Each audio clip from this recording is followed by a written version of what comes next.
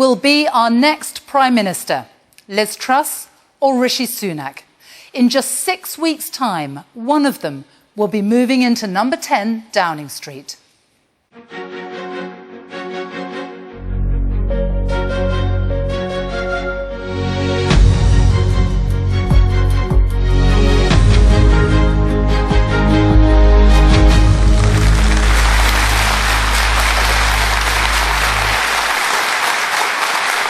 Welcome to the first head-to-head debate between the two final candidates in this race to become the Conservative Party leader and our next Prime Minister.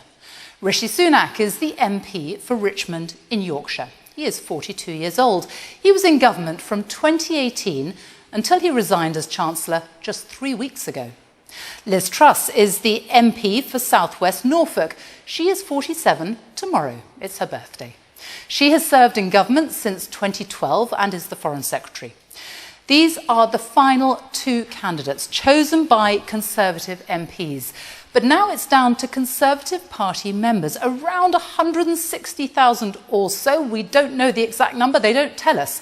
But they are the ones who will choose the next occupant of number 10. It is a huge decision. Hardly any of us has a say. But that decision will affect us all.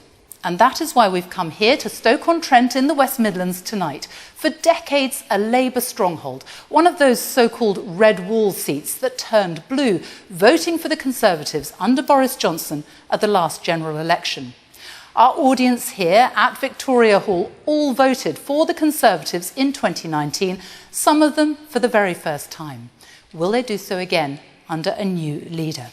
With me tonight as well, two of the BBC's experts, our political editor, Chris Mason, and our economics editor, Faisal Islam. They will be listening to the debate and probing the candidates' answers. Welcome as well to listeners on Radio 5 Live, also to people watching on iPlayer. You can join the debate online using the hashtag BBC Our Next PM. Now, before we go any further, Chris, Faisal, what will you be looking for tonight? The key thing for me tonight, Sophie, is to what extent can our two wannabe Prime Ministers woo our audience here in the room in Stoke-on-Trent and Conservative voters from the last general election. Boris Johnson was able to woo them. Can Rishi Sunak and can Liz Truss? And at moments where we think that energy bills might go up to, say, £3,200 for an average household in the autumn, I'll be looking for clues as to whether a new Prime Minister will lead to a change in economic policy and whether those plans add up. So, Rishi Sunak, Liz Truss, good evening. Welcome to both of you. Are you ready for this? Yes, I am.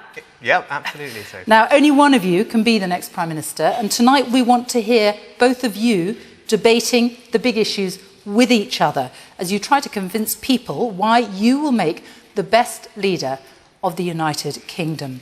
Now, we're going to start tonight with the issue that many of our audience say worries them the most, the cost of living, energy bills, fuel prices, food prices. So let's hear from some of them. Giles, you're a police officer. How are you finding all these rising prices? It's very difficult. Just in the last 6 months alone, my home energy bills have tripled, and it's a concern.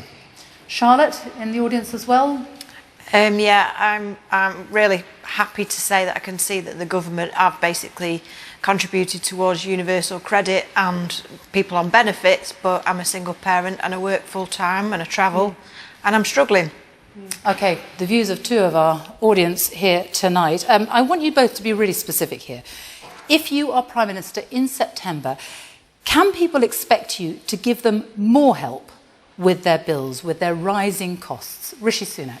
Sophie, just before we start, could I just take a moment to pay tribute to David Trimble, who we just learned passed away before we came on air. He was a giant of unionism. He helped bring peace to Northern Ireland as an architect of the Good Friday Agreement, and he was a deserved winner of the Nobel Peace Prize, and I'm sure everyone's thoughts will be with his family tonight. Now, Giles, Charlotte, I know it's difficult, and part of the last few months as Chancellor, I spent all my time talking to people like you across the country, figuring out how we can help meet some of those rising bills. You may remember one of the last things I did as Chancellor was announce a significant amount of support to help people get through the autumn and the winter with those bills. And of course, as Prime Minister, I'd like to make sure that we always have the policies in place to support people like you who are working incredibly hard to provide for you and your families, and especially, Charlotte, for your child who you're parenting alone. That is difficult, and I appreciate that. Will there be any more help, though? So when we get in, we'll have to see what happens to energy bills. I think people have seen from me over the past couple of years that as the situation changes on the ground, I'm always going to respond to support people through it. But that's just about the short term. I think it's also worth us taking a moment to think, well, how do we solve this problem in the long term? And I think there's a couple of things we can do. The first is to help people with energy efficiency. Now, there's lots of you here and watching whose homes I think we can better insulate. We know that there are millions of homes that need better insulation. If we help do that, we can help people save £300 off their energy bills. So that's something I like to do more of. And we need more homegrown energy here at home, because if we have more affordable sources of British energy, in the long term, that's how we're going to solve this problem. And as I said, though, at the beginning, I want short-term specifics. So can I gauge from that there won't be anything in the immediate future, not September, not October, to help people with bills? Just yes or no? Of course there could be, and we'll have to see what the price cap actually is when we get there. As we heard, we don't know quite where it's going to be. I announced support earlier this year, which provides around £1,200 of total support for the most vulnerable, but help for everybody. But it's a case of wait and see. Okay, I think we've got to have this problem where we know energy bills are very volatile. And we need to actually now see what they're going to end up at. And if there's more that needs to be done, of course I would do that, as I've done over the past 2 years. Liz Truss, if you are Prime Minister, will you be doing something immediately to help people with these bills? Well, first of all, I also want to pay tribute to David Trimble, who was a political giant and who helped secure peace in Northern Ireland. I would act immediately. I understand that people here, people around the country, are struggling with some of the worst cost of living problems that we've had for generations. It's hard to pay for fuel, it's hard to pay for food. I would reverse the increase in national insurance. We promised not to raise it in our manifesto in 2019. The people here who voted Conservative for the first time expect us to fulfil our promises. So I'd reverse that increase in national insurance. I'd also have a temporary moratorium on the green energy levy, which would help cut money from fuel bills. That was very important. That would come in straight away. But I'd also immediately put in place a growth plan to grow our economy. Because the way we are going to solve our issues as a country, the way we're going to pay back our debt is by growing the economy. That is very, very important. And we're going to come on to all that, absolutely. We need to take advantage of the post-Brexit growth opportunities. And I believe we can do that and we can make real progress. Fine. So you have come straight to the heart of the divide between the two of you. When is the right time to cut taxes? Is now the right time to cut taxes, Rishi Sunak? Well, look, we all took a decision to protect the economy and support the NHS through COVID. And of course, we all knew there was a bill that we needed to pay for that. So the question is, should we pay that bill ourselves, or do we put it on the country's credit card and pass the tab to our children and grandchildren to take care of? Now, I don't think that's right. I don't think it's responsible, and it's certainly not Conservative, and that's what I wouldn't do as Prime Minister. Not responsible, Liz Truss. Under my plans, we would start paying down the debt in 3 years' time. So I'm not putting it on the never, never. I would start paying it down in 3 years. Liz, that's simply not right. You promised almost £40 billion of unfunded tax cuts, £40 billion more borrowing. That is the country's credit card. It's our children and grandchildren, everyone here's kids, who are going to have to pick up the tab for that. Rishi, that is not true. There's nothing Conservative about doing that. Under my plans, we would start paying down the debt in 3 years' time. COVID was a 1 in 100 years event. No other country is putting up taxes at this moment. The OECD has described Rishi's policies as contractionary. What does contractionary mean? It means it will lead to a recession. Now, we know what happens when there's a recession. I grew up in Paisley and Leeds in the 1980s and 1990s. I know what it's like when people have to struggle, when you have high unemployment, when people don't have work to go to. We cannot allow that to happen. Under my plans, we will... Well, let's just take on this, right? So we remember the 80s and the 90s, and you know what the problem we had then? It was inflation. And it's the problem that we have now. It is the single biggest thing that all of you are having to grapple with at home with your bills. And we need to get a grip of inflation, and if we don't do that now, it's going to cost all of you and everybody watching at home far more in the long run. And you know what? Liz, your plans, your own economic advisor has said that that would lead to mortgage rates, interest rates going up to 7%. Can you imagine what that's going to do for everyone here and everyone watching? That's thousands of pounds on their mortgage bill. It's going to tip millions of people into misery, and it's going to mean we absolutely have no chance of winning the next election either. Rishi is talking about putting up corporation tax this autumn. He is talking about raising taxes at a time when there is a global economic crisis to the same level as France's corporation tax. Your own economic advisor, your own economic advisor has said that your plans would mean that interest rates would have to go up to around 7%. So just think what that means for all of your mortgages. Everyone watching, right? Can you let me respond? That would be thousands of pounds. Why do you want to cause let me misery? Respond. Absolutely. You were talking about putting up taxes. We know there are companies here in Stoke-on-Trent like Steelite that depend on international investors. We know that they need the investment to help create jobs and opportunities in this city. We know that those jobs are needed for the future and to give people opportunities. I don't believe this negative, declinist language. It's your own economic advisor, Liz. It's not mine. It's your own advisor. I have lots of economists that are backing my plans. Everybody thinks that putting up taxes at this moment is going to hurt the economy. You can't put up taxes and get growth.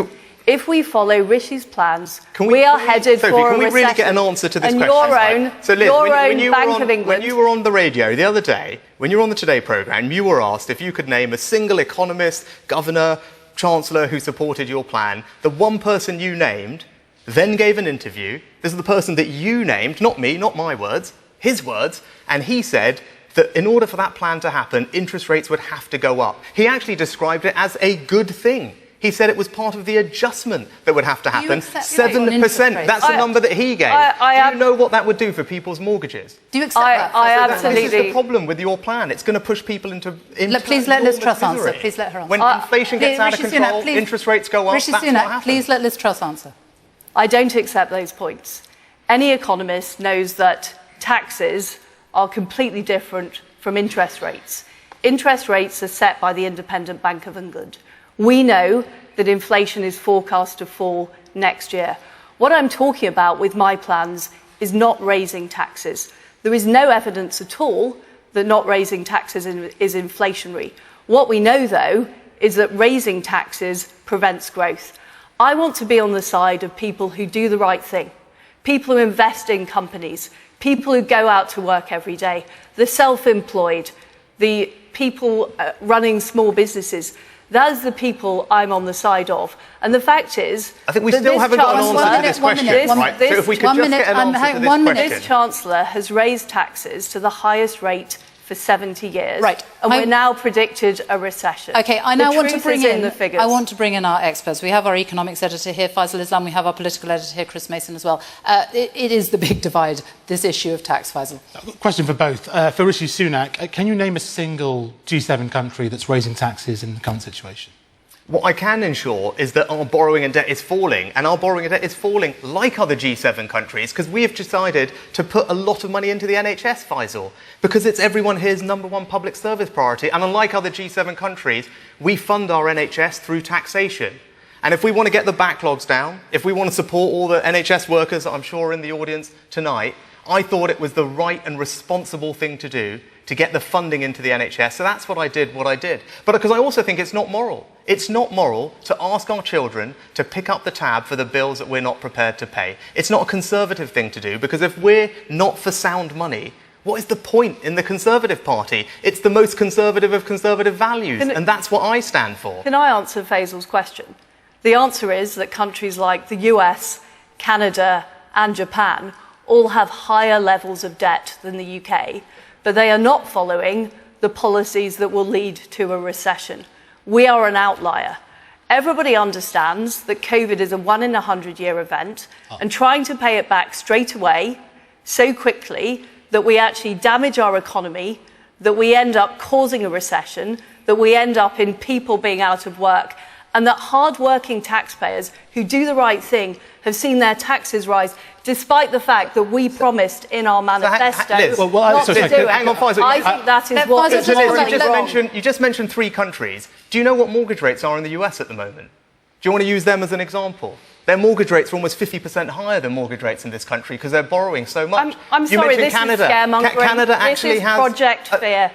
Liz, I remember the referendum campaign. I remember the referendum campaign, and there were only one of us who was on the side of Remain and Project Fear, and it was you, not me. Okay. And you talk maybe about I've this. learnt from that. We talk about this. It was your economic advisor, right? You were on the Today programme. You named one person who supported your plans. That one person, not me, not some theoretical thing, that one person said that your plans would mean interest rates going up to 7%. I think you should be honest with people about the trade-offs involved. Because your proposals would mean that we get this short-term sugar rush of unfunded borrowed tax cuts, but that would be followed by the crash of higher prices and higher mortgage rates, and that is not something that I want to cause for anyone here. You've just put in the highest tax rate for 70 years. How on earth can you claim that that's going to drive economic growth? And where have the growth policies been for the past 2.5 years to drive investment into our towns and cities across this country? What I would do is I would realise the post-Brexit opportunities. I would do things like change Solvency II and MiFID, and I'd get on with it because I'm prepared to take on the orthodoxy. The reality here is this is the same line that we heard from Gordon Brown when he was in the Treasury, the same line being repeated. Well, I must clarify one thing. Really important. Hang on. You talk about the same line. Liz, let me just read something to you. Let fiscal responsibility slide and allow the deficit to balloon. We've been there before. It leads to boom and bust. This would lead straight to penury. Not my words, not Gordon Brown's words, your words. And you know what? You were right then. And you're wrong now. It's the right Conservative logic for how to manage the economy. I did That's say what that, you said and under my plan, that's her answer. Under my plan, Sophie, we would start paying the debt down in 3 years. But what I am not advocating is raising taxes at this vital time when we're trying to attract investment into fantastic places like Stoke-on-Trent. It would be a disaster. It makes us internationally uncompetitive. We will see a recession. That's already predicted. I am going to let Faisal Islam. I must clarify one part of your policy programme, Liz Truss, which is you say you're going to stretch the debt out, the COVID debt, which is, I think, about £300 to £400 billion over, I don't know, 50 or 100 years. But do you know what long-term interest rates are right now? They're higher for longer-term debt. So I don't see how this funds any tax cuts. It's going to require tax rises because it costs money. Let's be clear, Faisal. There is already headroom of approximately 30 billion in the budget. We are still able to start paying debt down after 3 years. That is what I am proposing. But on your stretching the COVID debts, I don't understand how it saves any money. I would obviously make sure, and my Chancellor would make sure, that we optimise the way we are taking out those debts. The point I'm making is I'm illustrating the fact that when you have a major world event, a major economic shock, trying to pay back the debt as quickly as possible is not the right thing to do economically. We didn't do that after the Second World War. We shouldn't do that now. And crashing the economy in order to pay a debt back quicker is a massive mistake. And what I know is that mistake won't just be felt by people living in London, it will be felt by people in towns and cities right across the United Kingdom, and it will be felt here in Stoke-on-Trent. And I don't want people to suffer that. The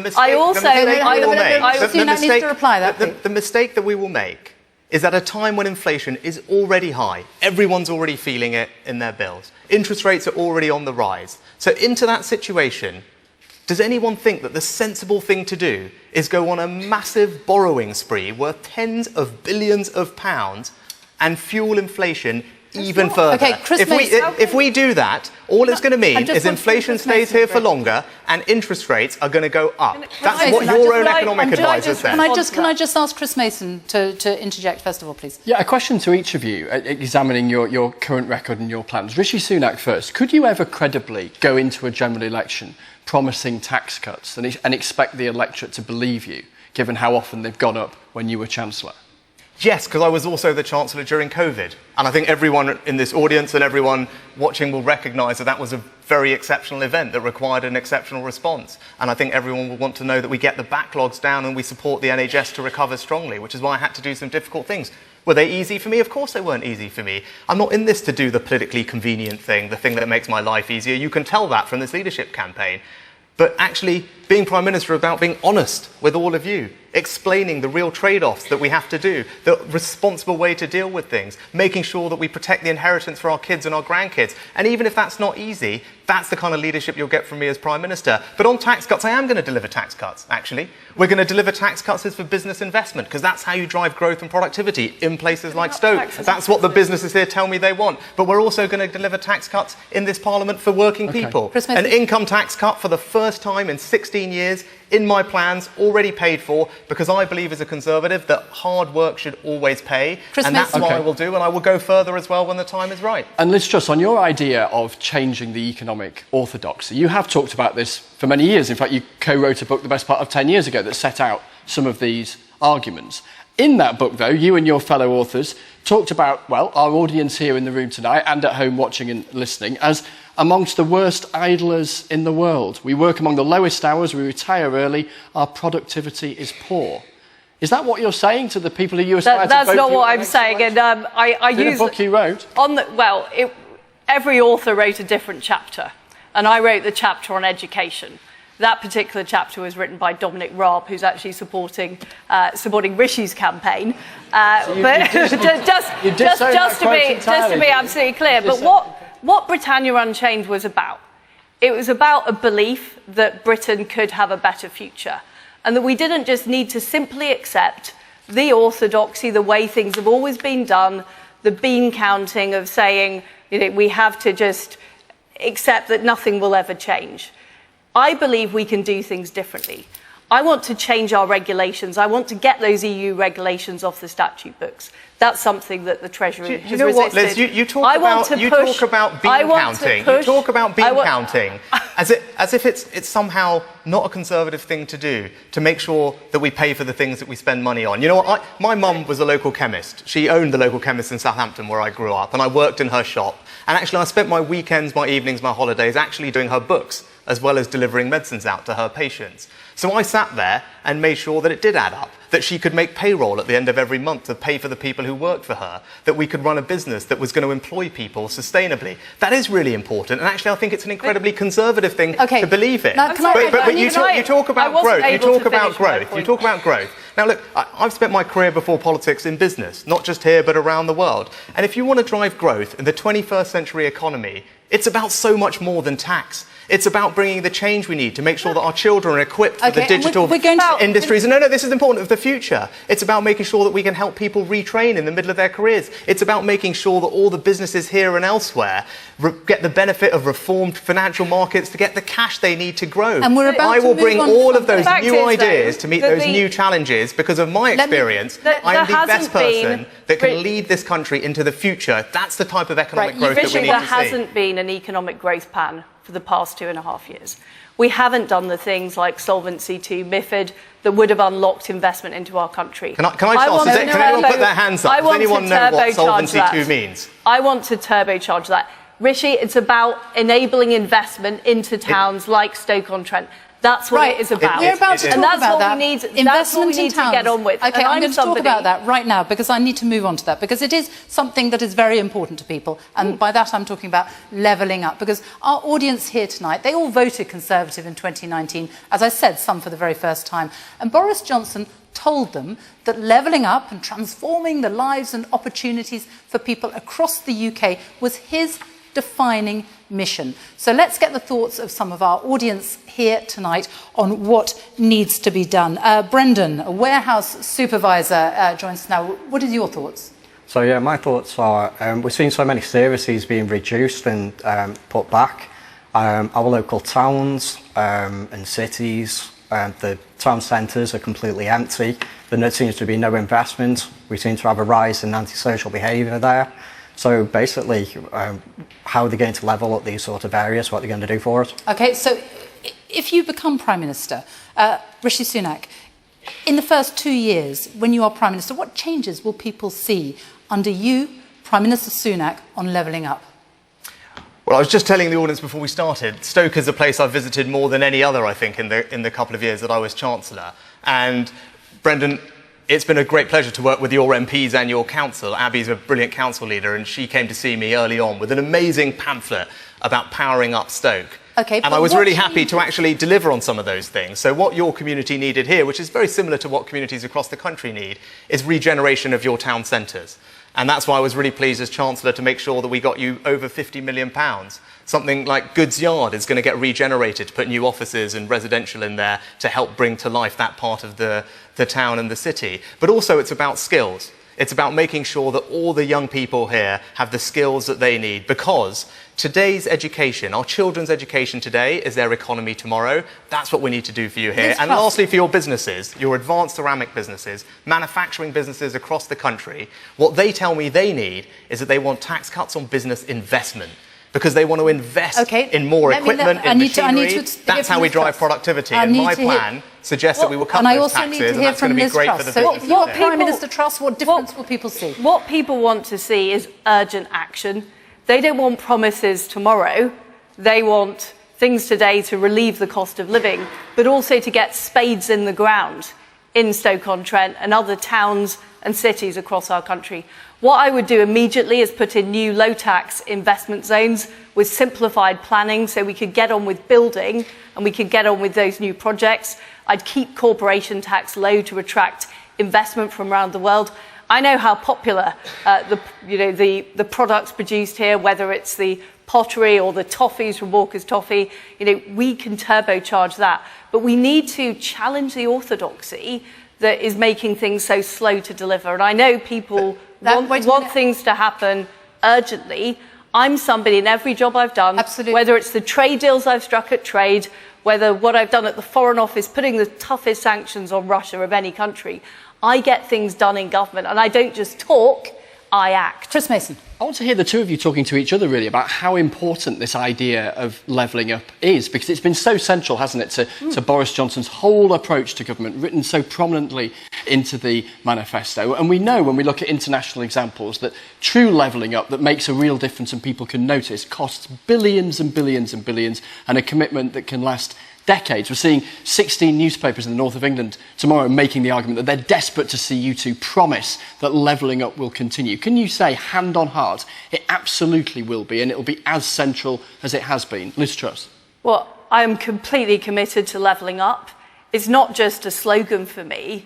It is about the life I've had. I've seen what happened in Paisley, what happened in Leeds when children were let down by a combination of low expectations, poor opportunities, and poor educational standards. So levelling up for me is about changing the Treasury investment rules so they're fair across the country. At the moment, they favour London.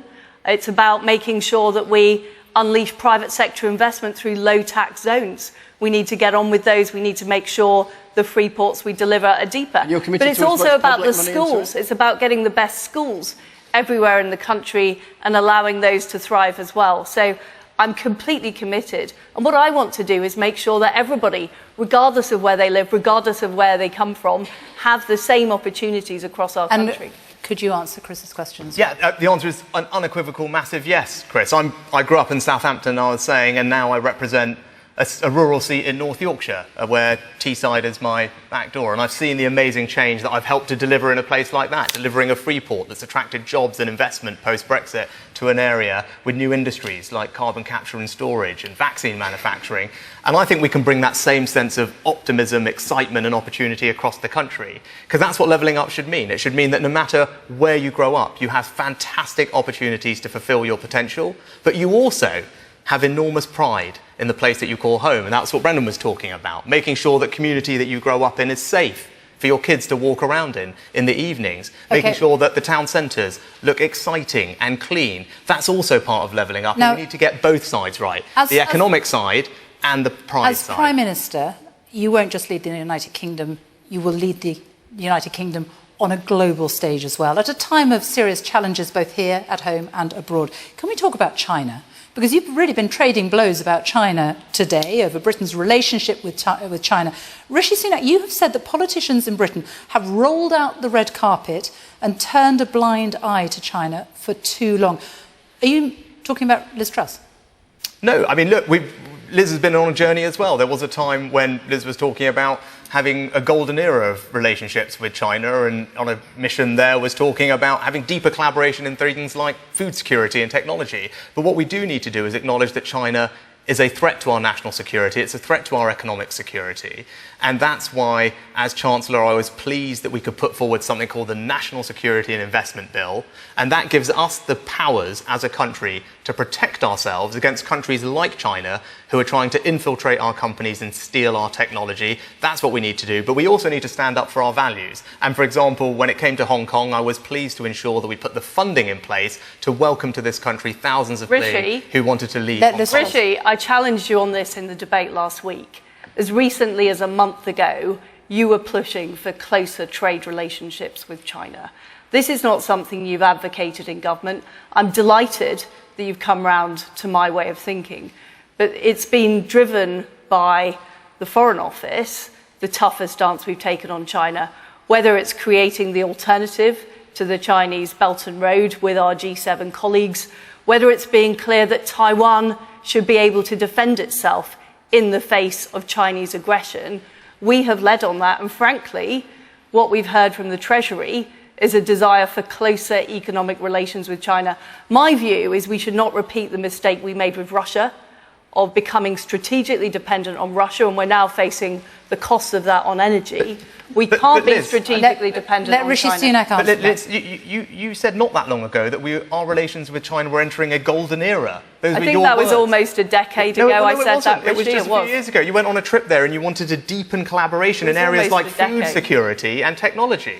Now, look, it's right that as threats change, we all need to evolve policy for that. But look, I agree with actually the head of MI5, who recently addressed this issue and made it plainly clear that, of course, we need to protect our values, stand up for our values, protect our country against threats. But that's not incompatible with engaging with countries around the world when it's in our interest to do so. I need to bring Faisal Islam that we can protect ourselves in the process. That's what the head of MI5 said, and I agree with him. So obviously you both know China's going to be, or might be, the world's biggest economy in the next decade. Are you willing to, the rhetoric is tough, but you're willing to actually damage our trade relations with our #1 import partner, our #6 export partner, and something tangible? Okay, a Chinese-owned company owns a big social media company that has connections into millions of teenagers. Are you going to crack down on TikTok, like some of your MPs have said you should? We absolutely should be cracking down on those types of companies. And we should be limiting the amount of technology exports we do to authoritarian regimes. I've been talking to our G7 allies about this. We collectively represent 50% of world GDP. I don't think it's inevitable that China will be the biggest economy in the world. In fact, we've been enabling that to happen. But I'm very clear, after the appalling abuses in Xinjiang, after the terrible actions on Hong Kong, and the most recent outrage, which is China working with Russia and essentially backing them in the appalling war in Ukraine, we have to take a tougher stance. We have to learn from the mistakes we made of Europe becoming dependent on Russian oil and gas. We cannot allow that to happen with China. And freedom is a price worth paying. OK, TikTok, are you going to be clamping down on that? As I was saying earlier, I helped pass in Parliament a piece of legislation that gives the government the powers to block investment in our economy from countries and companies that we think are not consistent with our values or our interests or are trying to infiltrate our organisations. And that's happening not just in the corporate world, Faisal, it's happening in our universities and civic society, and we need to be on guard against that. And as Prime Minister, I'll take a very, very robust view on making sure that we do stand up for our values and we protect ourselves against those threats, because that's the right thing to do for our security. You've mentioned Russia and Ukraine. The war there. I'm interested in how far you would be prepared to go on that issue. There are decisions that you as Prime Minister would have to take and you'd be responsible for making. Would you deploy, for example, the Royal Navy to the Black Sea in order to protect the vital grain supplies that are now coming out of Ukraine? We have led the free world in our response on Russia-Ukraine. And I'm proud of that, because we're not just defending freedom and democracy in Ukraine, we're defending it across Europe. And I remember seeing in the 1980s the Iron Curtain being rolled back, people gaining their freedom for the first time, and it is a terrible prospect that is under threat. And I'm asking about decisions you have to make in the future here. So would you be prepared, in this war with Russia and Ukraine, would you be prepared to deploy the Royal Navy to the Black Sea to protect those grain supplies that are needed? I am not prepared for the United Kingdom to become directly involved in the conflict. We have done as much as we can. We were the first European country to send weapons to Ukraine. We've put the toughest possible sanctions on Russia. We're actually helping with areas like maritime insurance on helping get that grain out of Odessa, and an agreement has been reached.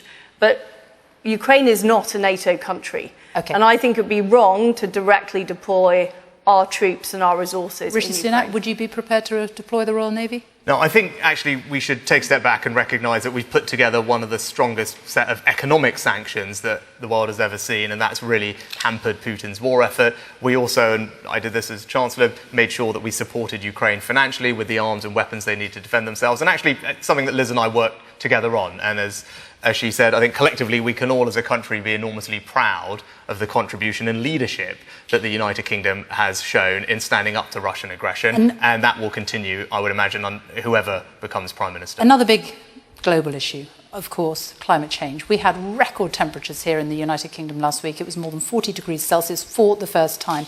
What three things should people change in their lives to help tackle climate change faster, Rishi Sunak?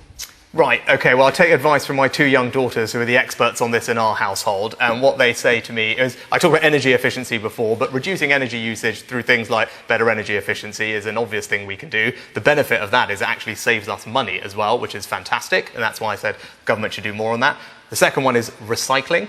And that is the thing that in our house we are obsessive about. I know it's a pain, you need lots of bins, but it is something that is very good for the environment. And I think the third thing I would say is we've got to focus on innovation, because we're going to solve this problem if we, doing the amazing British thing that we always do, our researchers, inventors, companies, creating the solutions to the problems of the 21st century. And that's what I saw in my business career working around the world. And that's what I think we need to focus on as a country, because that's how we're going to solve this problem and leave our kids a much better environment and climate. Three things from you, Liz Truss. Well, I was a environmentalist before it was fashionable. I was a teenage eco-warrior campaigning against damage to the ozone layer.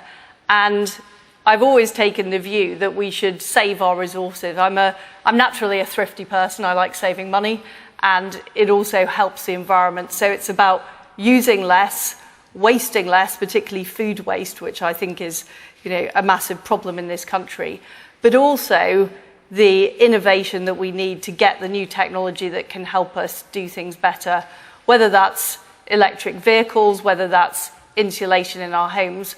We can all act. But what I don't want to see is ordinary households penalised by our net zero target. So I would lift the green energy levy and cut money from people's fuel bills whilst looking for better ways to deliver our net zero target. I want to talk now about the tone of this campaign, because it has already become very personal, hasn't it? I mean, I am looking at your earrings, Liz Truss. There's talk of how much they cost in the press today. I don't know if they're the ones you're wearing, but £4.50 was the figure that was being bandied around. Your suits and your shoes, which were apparently much more expensive. Chris Mason, I never thought we'd be talking about earrings and suits and shoes in a I'm not sure if Chris Mason's ever been to Claire's Accessories, to be fair. I'm not sure. He has daughters. He might have been, but anyway. On that point, you're right. I haven't. and it feels odd to be venturing into something of a fashion commentary. But yes, there's been this conversation today, hasn't there, involving Nadine Dorries, the Culture Secretary, one of your supporters, Liz Truss, in which she compared favourably your thriftiness as far as your earrings are concerned with Rishi Sunak's choice of expensive footwear and even more expensive suits. And I just wonder to both of you, given that this is what your supporters are saying, and one of Rishi Sunak's supporters replied to this exchange on social media with FFS, which very roughly translates as for goodness sake. I'm not sure. Leave it there. It's that family programme. Right. But the serious point here is, does this matter? Because your campaign teams and those supporting you are suggesting it does. Rishi Sunak, does this matter?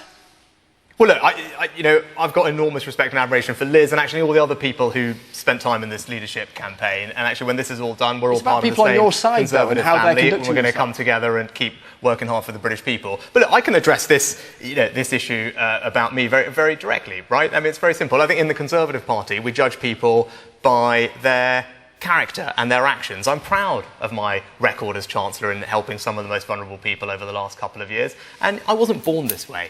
Right, my family emigrated here 60 years ago. I told you about my mum. She ran the local chemist in Southampton. That's where I grew up working, in the shop, delivering medicines. I worked as a waiter at the Indian restaurant down the road. And I'm standing here because of the hard work, the sacrifice and love of my parents and the opportunities they provided for me. And that's why I want to be Prime Minister, because I want to ensure that everyone, your children and grandchildren, have the very same opportunities that I had. And actually those values of hard work and aspiration, those are Conservative values, and those are exactly the type of values that I will champion as Prime Minister. Chris. Let's just directly and specifically, will you disown the remarks from Nadine Dorries today?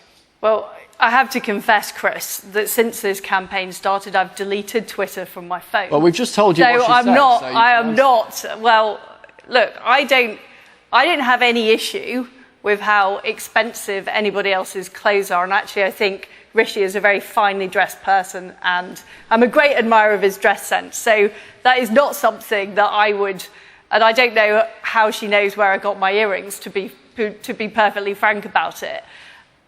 I'm campaigning in this leadership election in a positive way about my experience and what the value that brings. The point is, a very prominent supporter of yours is making very specific suggestions about the choice of clothing of your rival. And I'm asking you specifically whether you disown that. I'm not going to give Rishi fashion advice. I mean, I've said he's a very well-dressed man. I'm not going to give him fashion advice. And I don't think, this is really the key issue in the campaign, frankly. We've had a really serious discussion about the importance of growing the economy and what will help achieve that. That's what people in Stoke-on-Trent want to hear about. They don't want to hear about Rishi and my fashion choices. But maybe I'm wrong. Maybe the people in the audience do. I don't know.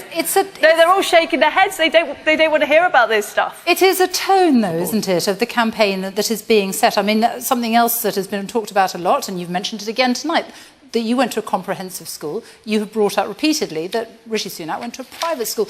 Does that matter? Are you trying to say that as a Prime Minister you will be a better Prime Minister because you went to a comprehensive school? I'm just saying that having been to a comprehensive school and seen the way many of my fellow children were let down by the school, and there were some brilliant teachers in the school, but there was also some pretty patchy education, and by the lack of opportunities locally, and the low expectations of what some children could achieve. That's what motivated me to go into politics. You're comparing it to Rishi Sunak in private school. Yeah, let me, because Liz, you have brought that up. Hang on, Liz, you brought it up before as well. So let me just address it. Look, my parents were part of an immigrant family that came here. They didn't start with very much, but they worked day and night, saved and sacrificed to provide a better future for their 3 children. And I am nothing but enormously grateful for everything that they did for me. And I'm certainly not going to apologise for the fact that they worked hard and they aspire to do that for their kids. And in fact, as I said before, those values, those Conservative values about hard work and aspiration and building a better future for your children, that's why I want to be Prime Minister. That's why I want to do for other people. And that's the values that we should champion in this country. Let me be clear. Let me be clear that Winchester is a very, very good school. And I would love people from right across the country to have the opportunity to go to a school like that.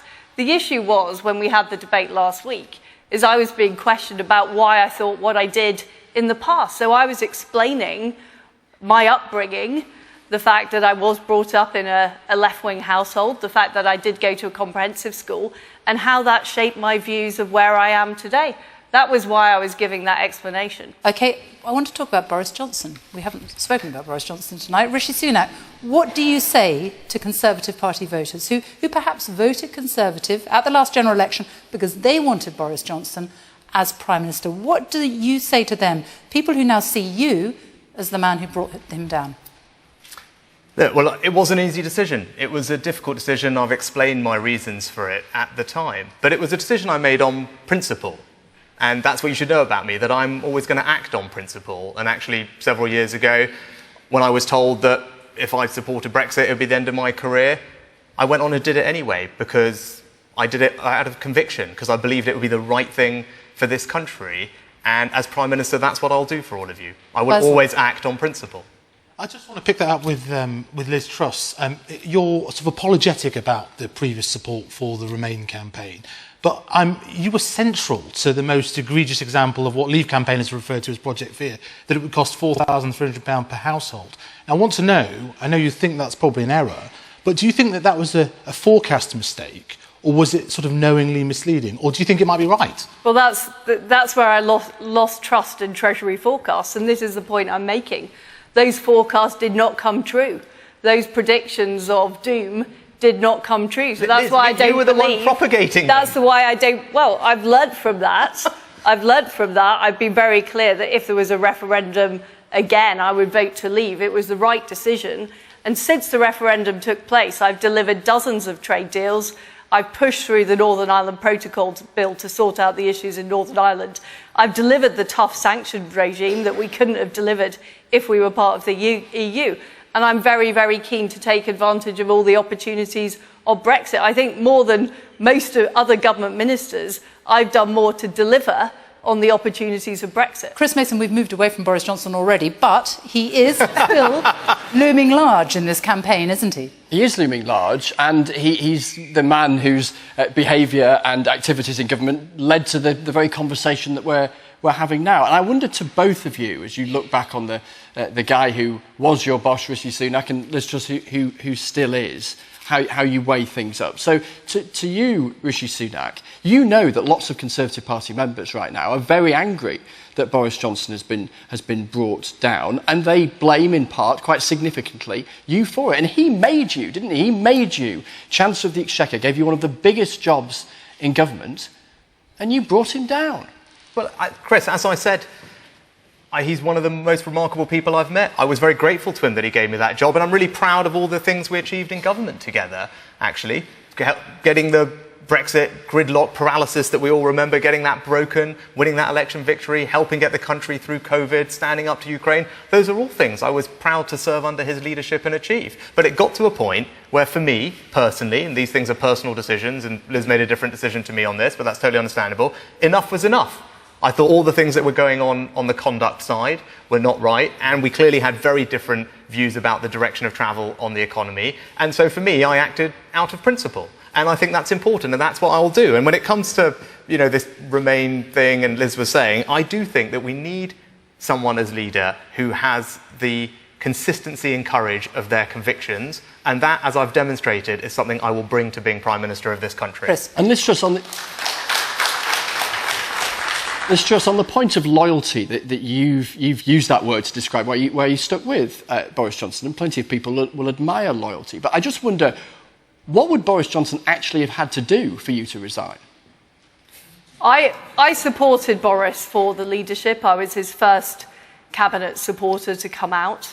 I campaigned with him. He did a brilliant job of delivering Brexit.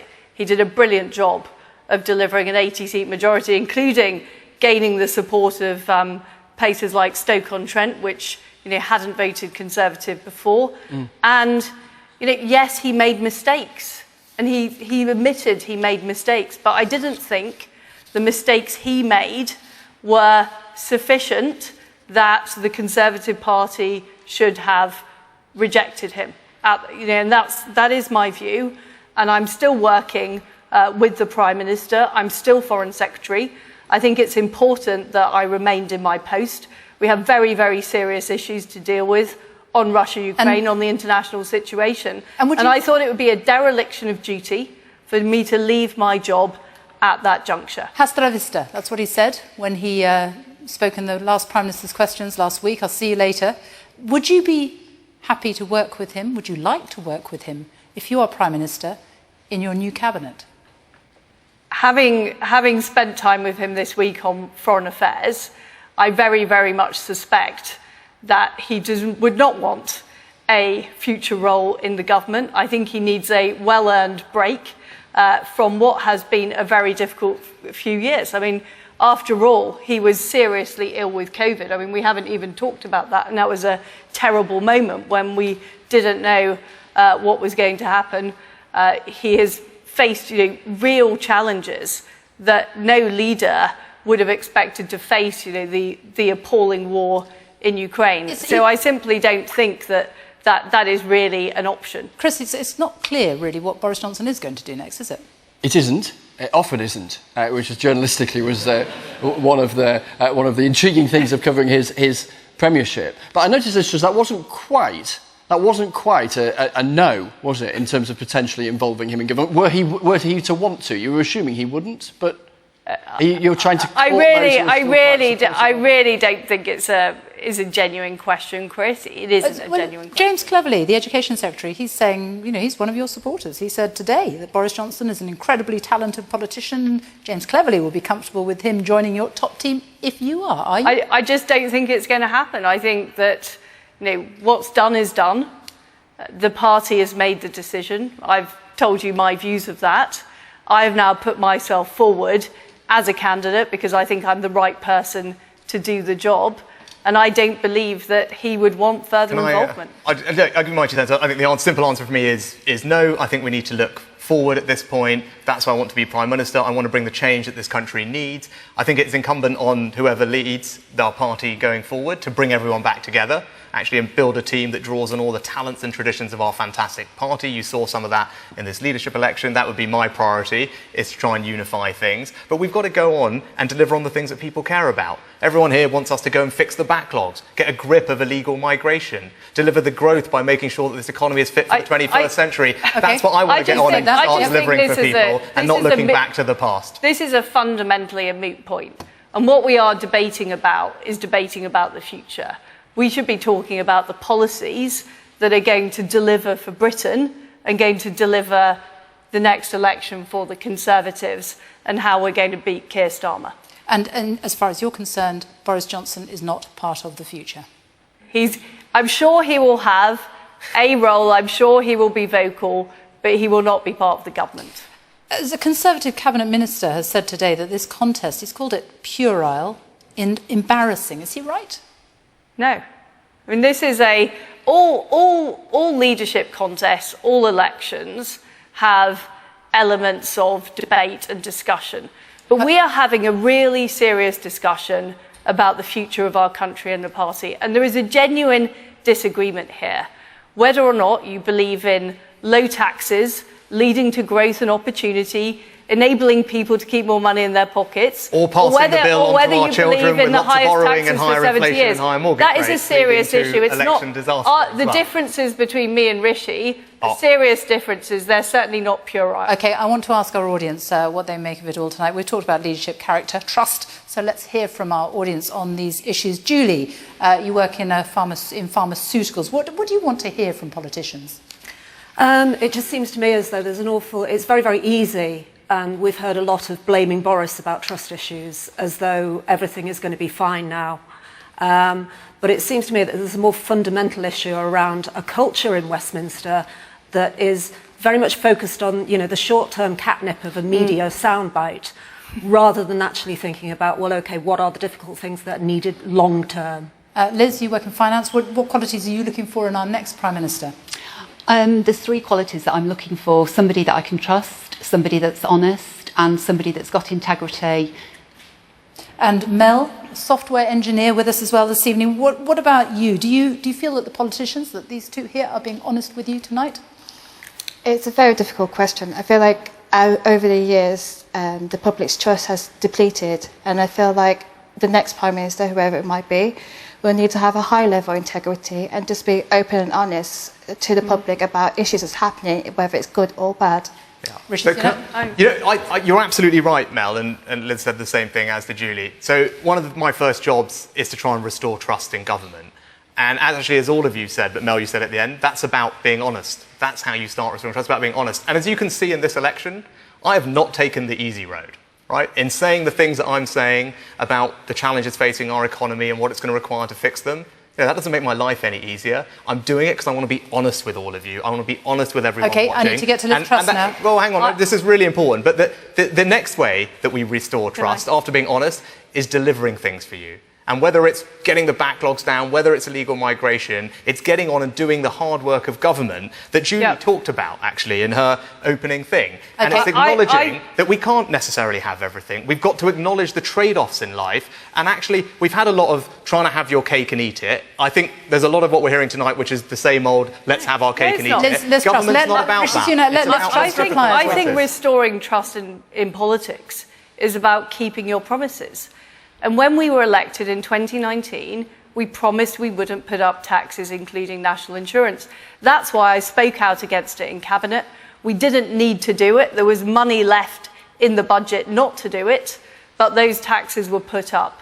And I think it's that kind of thing, politicians not following through on their promises, that destroys trust. Okay, now, and I'm somebody who always keeps my promises. I'm straightforward, I'm honest, I'm straight talking. I might not be the slickest presenter in the business, but I do what I say I will do. Okay. I've done it in trade, I've done it in the Foreign Office, and I will do it as Prime Minister. You say you're straight talking. I want yes and no answers on this.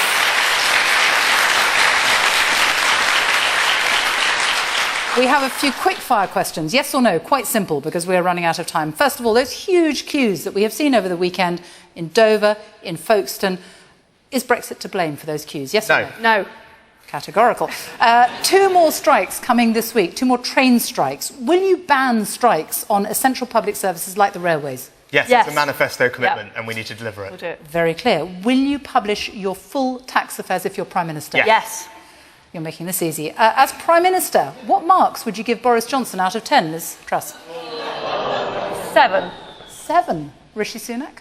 You know what? My views are clear. When he was great, and it got to a point where we need to move forward. And what does that mean? 5 out of 10? Well, actually, in delivering a solution to Brexit and winning an election, that's a 10 out of 10, right? You've got to give the guy credit for that. No one else could probably have done that.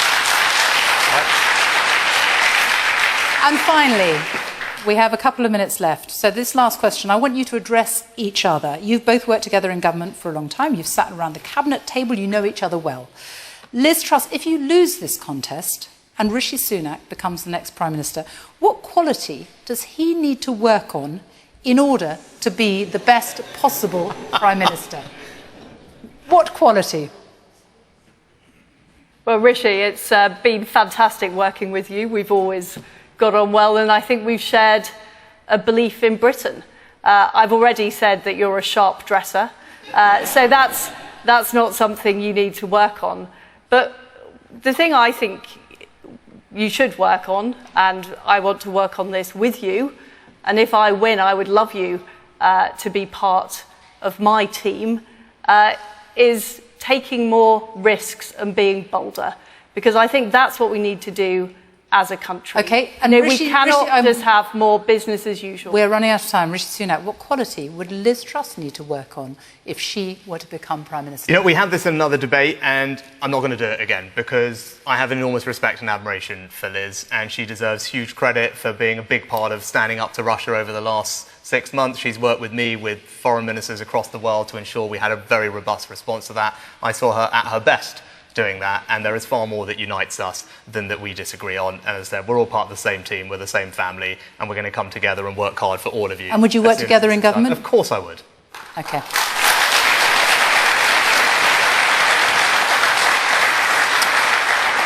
And so that is it. Rishi Sunak, Liz Truss, thank you both very much for joining us tonight. That brings us to the end of our debate this evening. There is, of course, a very long summer ahead for Rishi Sunak and Liz Truss as they try to convince Conservative Party members across the country to vote for them. We will know who our next Prime Minister will be on Monday, September the 5th. Thank you to our audience here tonight for joining us here in Stoke-on-Trent. You can continue listening to the coverage on Radio 5 Live, and you can follow Reaction on bbc.co.uk/news.